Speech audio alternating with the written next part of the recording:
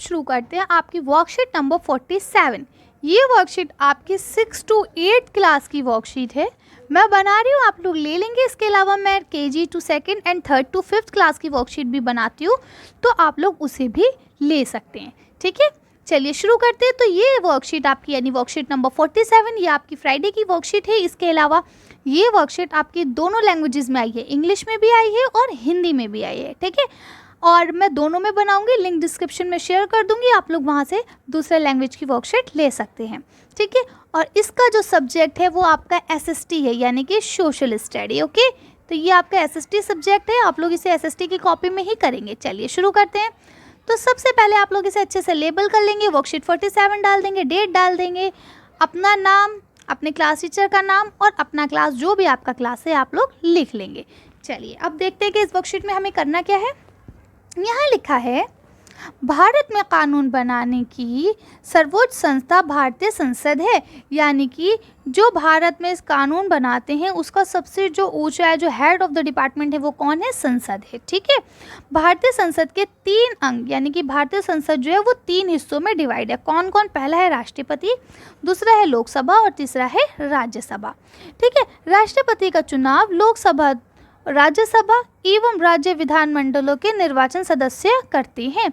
यानी कि राष्ट्रपति का चुनाव कौन करता है? कि जिनको हमने पहले चुन लिया होता है। देखिए, जब मैं छोटी सी थी ना, तो मुझे इसमें इतनी कन्फ्यूज़न होती थी, बाय गॉड मैं बहुत ज़्यादा कन्फ्यूज़ रहती थी, मुझे बिल्कुल समझ में नहीं आता था।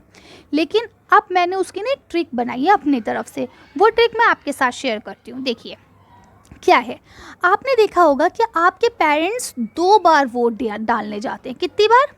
2 बार। एक कब जाते हैं? जब कहते हैं कि ये इलेक्शन दिल्ली का है। ठीक है, और दोबारा कब जाते हैं? जब वो कहते हैं कि ये पूरा सेंट्रल का इलेक्शन है। यही होता है। ठीक, दिल्ली का इलेक्शन का मतलब ये है कि ये जो सरकार बनेगी ये सिर्फ दिल्ली में रहेगी, और जब आपसे कहते हैं कि सेंट्रल का इलेक्शन है, इसका मतलब ये है कि वो सरकार पूरे इंडिया को चलाएगी, यानी उसके अंदर दिल्ली और उसके अलावा के जो 28 राज्य बचे दिल्ली को छोड़ के, उन सब को वही चलाएगी। ठीक है ना। चलिए, तो अब क्या होता है, हम लोकसभा और राज्यसभा के लोगों को चुन लेते हैं और फिर वही लोग मिलकर राष्ट्रपति का चुनाव करते हैं। तो राष्ट्रपति का जो चुनाव है वो आम जनता से नहीं कराया जाता है, इनडायरेक्टली उनका चुनाव आम जनता करती है, लेकिन डायरेक्ट रूप से नहीं करती है। ठीक है, हमसे कोई भी वोट नहीं लिया जाता राष्ट्रपति को चुनने के लिए। अब देखिए, संसद के सदन, सदन माने हिस्से, वही पार्ट्स। ठीक है, तो 2 पार्ट्स मेन होते हैं, कौन कौन सा? लोकसभा और राज्यसभा। ठीक है, तो लोकसभा में कितनी सीटें होती हैं? कुल 545, और राज्यसभा में कितनी सीटें होती है? 250। ठीक है, इतने सदस्य इनके ऊपर आते हैं, यानी इतने लोगों को चुना जाता है। अब देखिए यहाँ लिखा है, 543 जनता द्वारा चुने जाते हैं, जबकि 2 सदस्य, ठीक है, अंग भारतीय समुदाय के होते हैं, जिन्हें राष्ट्रपति द्वारा मनोनीत किया जाता है। यानी कि 543 लोगों को तो हम चुनते हैं। ठीक है, बाकी के जो 2 सदस्य हैं उनको कौन चुनता है? इनडायरेक्टली आप बस इतना जान लीजिए कि उनको राष्ट्रपति चुनता है। उसके बाद लिखा है 238 यानी 238 लोगों, जो लोगों के द्वारा चुनाव के राज्य मंडल होते हैं, ठीक है, उनको प्रतिनिधित्व होते हैं, और बाकी के जो 2 होते हैं, 12 होते हैं, वो राष्ट्रपति द्वारा मनोनीत किए जाते हैं, यानी राष्ट्रपति द्वारा चुने जाते हैं। ठीक है, तो इस तरह से आपको पता चल गया कितने लोग कहाँ से चुने जाते हैं। अब देखिए, आपका यहाँ पे टोटल मिला के आपको 4 क्वेश्चंस दिए गए हैं, जिनके आपको आंसर देना है। तो हम पहले क्वेश्चन पढ़ेंगे, फिर आंसर शीट देखेंगे। तो आपका पहला क्वेश्चन क्या है, आप अपने लोकसभा क्षेत्र एवं संसद, हाँ, पहला क्वेश्चन देखते हैं, अपने लोकसभा क्षेत्र एवं सांसद का नाम पता करके लिखे। ठीक है, अब आपका लोकसभा क्षेत्र कौन सा लगता है? दिल्ली में 7 लोकसभा की सीटें हैं। ठीक है, तो अब आप कौन से एरिया में रहते हैं? पहले आप अपने पेरेंट्स से ये पता करेंगे कि मम्मा हम कौन से एरिया में रहते हैं। अब जैसे मैं हूँ, मैं कहाँ रहती हूँ? नॉर्थ ईस्ट दिल्ली में रहती हूँ। ठीक है, तो अब मैं अपने नॉर्थ ईस्ट दिल्ली का लिखूंगी आंसर में। अब आप कहाँ रहते हैं? आप वहाँ का लिखेंगे। मैं आपको पूरे दिखा दूंगी, 7 क्षेत्र हैं, 7 के दिखाऊंगी, लेकिन आप सिर्फ अपने ही क्षेत्र का आंसर में लिखेंगे, सारे नहीं लिखने हैं आपको, सिर्फ अपने क्षेत्र का लिखना है। ठीक है, सिर्फ अपने क्षेत्र का। ये कोई कमेंट नहीं करेगा मैम लिखना है नहीं लिखना है, मैम क्या करना है। ठीक, सबसे मेन प्रॉब्लम ये कि आप लोगों के कुछ कमेंट्स की तो नोटिफिकेशन मेरे पास आती है, लेकिन कुछ कमेंट्स की नोटिफिकेशन मेरे पास आती ही नहीं है, इसलिए मैं आप लोगों के जवाब नहीं दे पाती हूँ। और फिर कुछ बच्चे मुझसे ये कहते हैं मैम आप मेरे जवाब नहीं देती, है ना।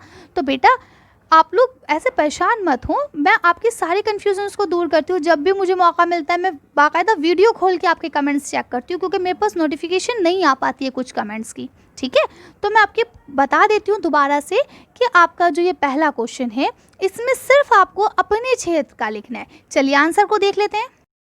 देखिए मैंने आपसे क्या कहा था, टोटल कितने क्षेत्र है? 7। तो 1 2 3 4 5 6 और 7, ठीक है। राष्ट्रीय राजधानी दिल्ली में कितने हैं? 7 है। तो पहला लगता है आपका चांदनी चौक, जहाँ के कौन है? डॉक्टर हर्षवर्धन, ठीक है। दूसरा कहाँ लगता है? नई दिल्ली, जहाँ की कौन है? मीनाक्षी लेखी, ठीक है। दक्षिणी दिल्ली के कौन है? रमेश भिदौड़ी, ठीक है। उसके बाद पूर्वी दिल्ली के कौन है? गौतम गंभीर, ठीक है। फिर पश्चिमी दिल्ली के कौन है?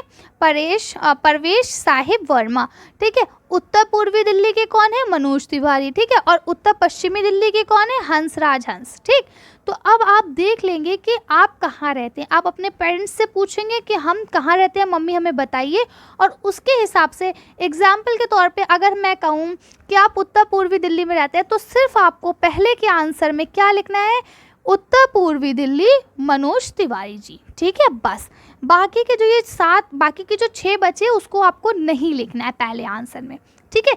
ये बाकी आपको दूसरे आंसर में लिखना है। चलिए दूसरा क्वेश्चन देखते हैं।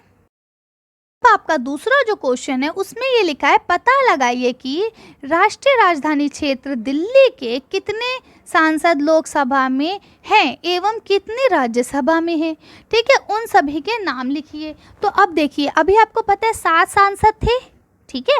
तो हमने यहाँ के 7 सांसद अभी आंसर में लिखे थे, वो मैं दोबारा आपको आंसर शो करूँगी, तो आप लोग वो लिख लेंगे। और उसके अलावा 3 राज्यसभा, जो 3 होते हैं राज्यसभा के सदस्य, उनके नाम भी मैं आपको बता रही हूँ, ठीक है। तो आप लोग वो भी लिख लेंगे। चलिए आंसर को देखते हैं।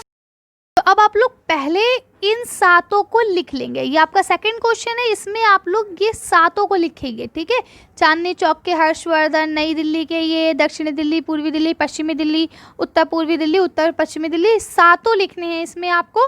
और इसके अलावा आपको दूसरे 3 जो है उनके नाम भी दिखा देती हूँ, वो भी लिखने हैं। उसके अलावा आप इन तीनों का नाम भी लिखेंगे, नारायण दास गुप्ता, ठीक है, सुशील कुमार गुप्ता, और तीसरे कौन है? संजय सिंह। तो इस तरह से आपका ये सेकंड क्वेश्चन भी पूरा होता है। चलिए थर्ड क्वेश्चन देखते हैं। आपका थर्ड क्वेश्चन है कि राष्ट्रपति द्वारा कितने सदस्यों को लोकसभा एवं राज्यसभा में मनोनीत किया जाता है? तो आप सिंपल सा लिख देंगे। देखिए आपका आंसर ये यहीं से हम लोग ले लेते हैं, तो यह हमने पढ़ा है, तो आप लिख देंगे राष्ट्रपति। देखिए पहले आप लोग यहीं से लिखेंगे, देखिए राष्ट्रपति द्वारा, यहाँ कितनों को काट देंगे, यहाँ क्या लिखेंगे? कितने सदस्य हैं? 2 सदस्यों को लोकसभा एवं 12 लिखेंगे, 12 सदस्यों को राज्यसभा के लिए मनोनीत किया जाता है, बस। और ये यहाँ पे पूर्ण विराम लगा देंगे। आगे समझ में कैसे लिखना है? राष्ट्रपति द्वारा 2 सदस्यों को लोकसभा एवं 12 सदस्यों को राज्यसभा के लिए मनोनीत किया जाता है, बस।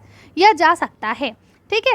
बाकी देखिए यहाँ आपका ये आंसर दिया गया है कि देखिए लोकसभा में कितने? 2 सदस्य, और यहाँ देखिए राज्यसभा में कितने? 12 सदस्य, ठीक है ना। 12 सदस्यों को राष्ट्रपति द्वारा मनोनीत किया जाता है, ठीक है। तो इस तरह से आप लोग इसका आंसर लिख लेंगे। चलिए अब लास्ट क्वेश्चन देख लेते हैं। लास्ट क्वेश्चन है आपका, पता लगाइए कि भारत में राष्ट्रपति का चुनाव कौन करता है, ठीक है। चलिए अब हम लोग इसका आंसर देख लेते हैं। इससे पहले मैं आप लोग को एक बात बता दूं, अगर आप लोग ये ड्राइंग बना के करना चाहें तो भी कर सकते हैं, डायरेक्ट क्वेश्चन आंसर लिखना चाहें तो भी लिख सकते हैं, ठीक है।